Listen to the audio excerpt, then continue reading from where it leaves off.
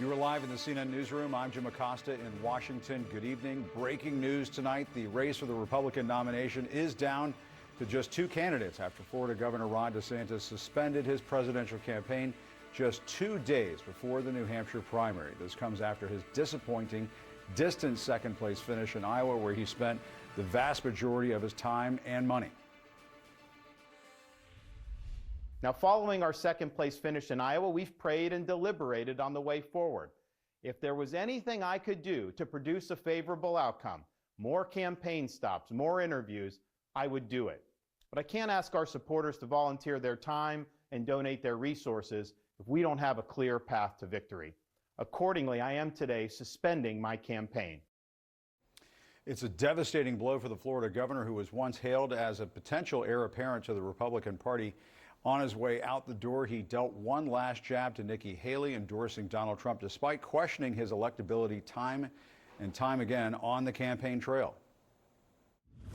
Now, it's clear to me that a majority of Republican primary voters want to give Donald Trump another chance. He has my endorsement because we can't go back to the old Republican guard of yesteryear, a repackaged form of warmed-over corporatism that Nikki Haley represents.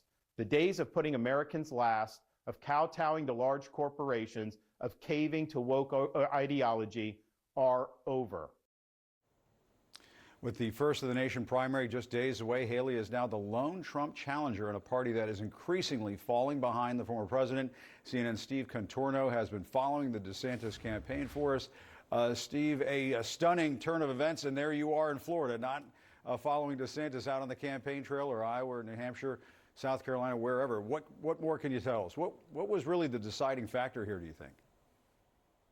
Well, you mentioned this was a stunning turn of events, and certainly given the advantages he had coming into this race, it is quite astounding what he has squandered. The amount of money that he had, the momentum he had after that 19-point victory. You mentioned that some people in the party saw him as the future of the party. Rupert Murdoch's New York Post actually put that on its front cover the day after the election, writing "the future." So in that respect, yes, what happened a few hours ago is stunning. But as far as what's transpired in the days since what happened in Iowa, the writing has been on the wall. Most of his advisors over the last few days have been sort of in a morose state and acknowledging that there was little path to victory going forward. It was just a matter of time before DeSantis came to that realization himself. And I'm told that he did meet with some advisors earlier in this week. He had a brief visit to Florida where he spent the day huddled with his closest team, and they basically sort of laid out the case. It was the first time that he really had entertained conversations about potentially dropping out. And over the next few days, as they talked to donors and got a real sense of the financial picture and the limitations he would have going forward, it became very clear that there was not a path for him anymore. And so he made this decision today with his wife, his closest advisor, Casey DeSantis. They came back to Florida after going to South Carolina yesterday, where they had tried to sort of manufacture another way forward, skipping New Hampshire, going ahead to South Carolina. Maybe if they had done enough to bruise Nikki Haley there, it would give him a chance. But instead, they're deciding at this time to suspend the campaign. He's going to look ahead to his next 3 years as governor, and then potentially he's already been planting the seeds a bit for what happens in 2028, Jim. All right, Steve Contorno, thank you very much. Let's bring in CNN political director David Chalian. David, what do you think? Why do you think this happened so soon?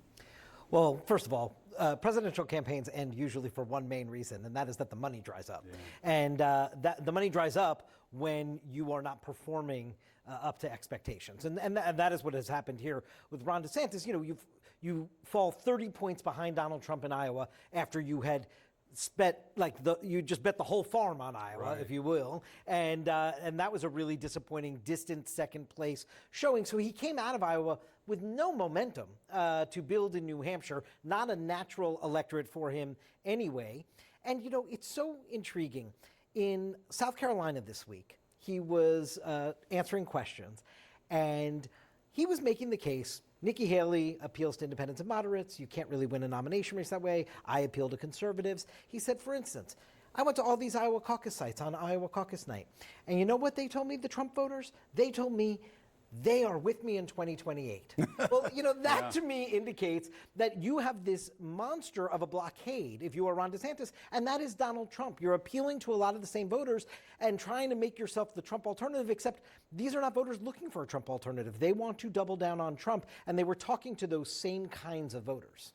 Yeah, I mean, as you said, I mean, he hit all 99 counties in Iowa and had that disappointing result. And I suppose there's some wisdom, if you can find any in all of this, in getting out before the New Hampshire primary, right? You don't want to take a beating in the New Hampshire primary, finish a distant third, and then stumble into South Carolina, and who knows what happens after that. I mean, I suppose that the writing was on the wall.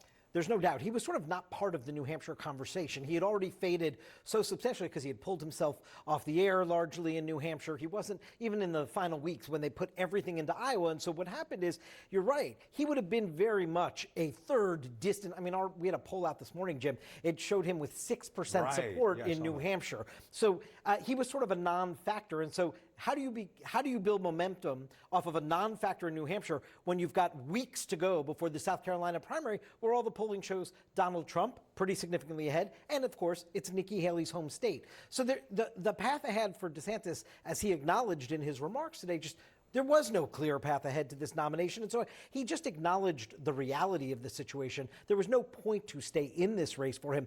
But my God, the year of 2023, you go back a year ago now, he was actually really in contention with Donald Trump in some polls. Donald Trump had come off of those 22 midterms in a somewhat weakened political state. People thought a lot of the candidates he backed caused the Republicans to lose key races. Here's this guy, he comes off this 19-point re-election victory, and as Steve said, it just was squandered month after month after month. It was like a textbook example of how not to run a presidential campaign. That is what DeSantis leaves behind. And it seems, and we saw this in 2016, David, when we covered that race, a fractured field helps Donald Trump. And here we are yet again, right before the New Hampshire primary. This race is down to 2 candidates. Yeah, fractured no more, right? Fractured no more. Donald Trump and Nikki Haley. I mean, I can't remember a primary contest where it was down to 2 candidates this early. That's usually around Super Tuesday or something like that. Exactly. In fact, there's never been a non-incumbent Republican who has won both Iowa and New Hampshire. So if Donald Trump wins New Hampshire on Tuesday, he will be the first non-incumbent Republican, although he says pseudo-incumbent, I realize. He was once president, to win both of those early contests. But now, Jim, to your point, it was a splintered field along. Donald Trump was able to benefit from that. Now it's a one-on-one race. Donald Trump is still dominant. So even in the one-on-one, and we'll see what the results are out of New Hampshire, Nikki Haley's going to have to make an argument for why she deserves to continue to be funded in large dollars and has momentum to move forward in this race. And guess what? After New Hampshire comes South Carolina. Well, we know Nevada comes next. And the She's Virgin not Islands competing for delegates in Nevada, by the way, because they're doing a caucus and a primary. Primary has no delegates, and she's not competing in the caucus. But I guess the point I was going to get to was if the next big contest is South Carolina, and the polls show Trump ahead in South Carolina, she may be at the same crossroads that Ron DeSantis is today at that point. Precisely. You're going to have to make a calculation if you're Nikki Haley. Do I want to be embarrassed in my home state? That is a question as you plot your own political future. So we will see how Nikki Haley performs on New Hampshire. We got 48 hours to go. She's obviously going to run through the tape on New Hampshire. She said it, I was with her in Amherst, New Hampshire on Friday. New Hampshire will not be the end of the road of her campaign. We will see, as you say, how she calculates the best path forward from there. All right, David Chalian.